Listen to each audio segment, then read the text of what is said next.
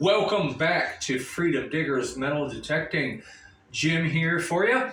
If you haven't already, make sure that you like and hit that subscribe and the notifications bell as well so you don't miss any great content. So today I'm going to talk to you about the extra crap that I carry to keep me going in case of some kind of mishap or something when I'm out in the field. This is similar to my video about the backpack. If you haven't seen that, check that one out. This is kind of keeping the back of my truck kind of set up. So here's my box right here. It's just your simple metal toolbox. And I'll flip her around here. Show you what kind of interesting stuff we have. So number one, I like to carry a spare pinpointer. Always a good idea, even if it's just a cheapo to get you by. I happen to be lucky. I have multiple White's TRX pinpointers. These things are hard to find now. They're like selling for 3 times sometimes the original price I've seen them. If any of you guys know where to score one, let me know. Drop a comment. So, spare pinpointer. And of course, what else we got here? Spare fines cleaning brush. Just in case Nicole loses hers again. Good idea, good idea. I got a couple rags in here. You're like, what's the rags for, Jim? The rags keep everything from rattling around. You know, who wants to be driving down the road hearing that? So the rags, they kind of cushion stuff to keep it from rattling around. And what else is rattling around? I keep a little multi-tool screwdriver in here. In case I gotta tighten something up on my machine, like maybe the arm cuff holder or whatnot. Not a bad idea. Doesn't add any weight either, really. And what else? Empty shell casing. The heck is that doing in there? Don't ask. What else we got? Oh! Grandpa's bowling trophy. You know, I found this a while ago and I just kind of threw it in there. I forgot about it. And, here's a good one. Definitely bought this. Some spare batteries. If you're using a machine that's not rechargeable, good idea. I keep enough to resupply batteries for both mine and Nicole's machines, so that's 16 batteries.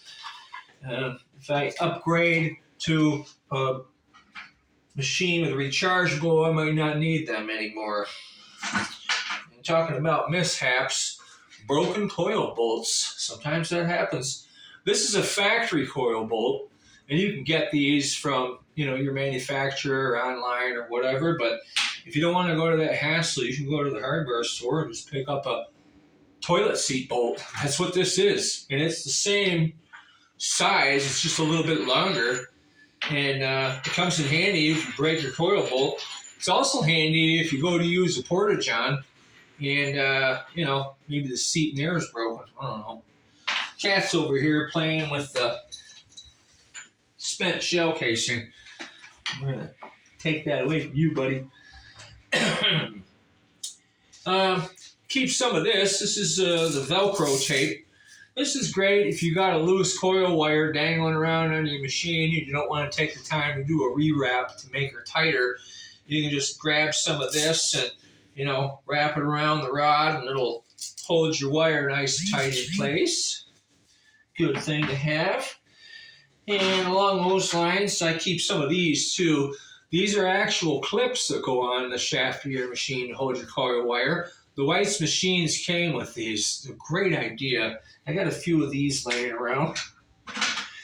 And I got an extra battery holder for the White's TRX pinpointers.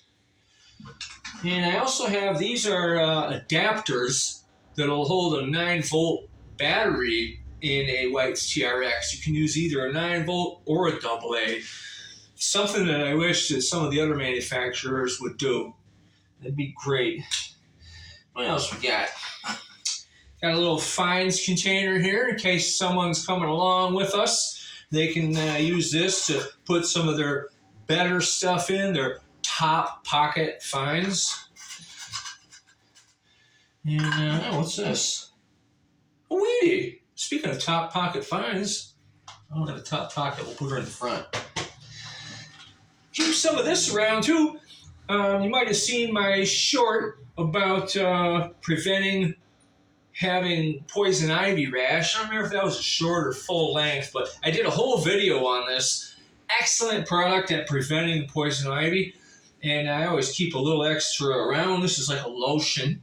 And in case I forget to use that and I realize it when I get back to the truck, I have the medicated poison ivy scrub. So I can scrub up real quick and get that nasty plant oils off of me. I hate poison ivy. God, I hate it. It's worse than an ex-mother-in-law. What else we got? We got the Lucky Rock.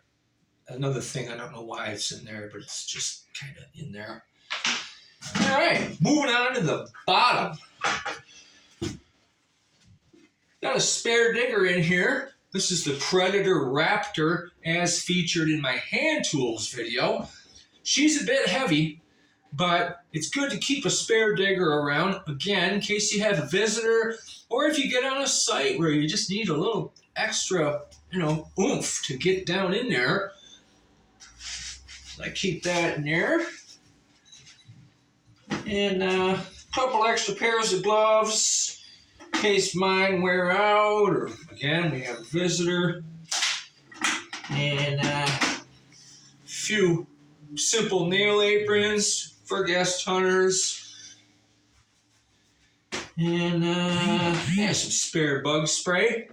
Not a bad idea to have in case all of a sudden you realize, oh crap, I'm out of spray. Go in the magic box, bam, got it ready to go. And we got Stone Cold Steve Austin missing one of his feet in here too. It's another one of those finds that I just kind of tossed in here. He'll stay, I think. And got a coin probe laying around in here, just in case I end up on a spot, where you're going to be really extra careful. And a pinpointer sheath, in case you want to wear that on the belt, or if someone else does that's coming along. And that pretty much wraps her up. That's about what I carry in my box of extras. If there's anything that you guys think that maybe I should carry in there, drop a comment and let me know. If you like what I carry, let me know that too. If you don't like it, tell me. I'm always open for criticism. In the meantime, keep those coils to the soil, and always, of course, dig free or die. We'll see you next time.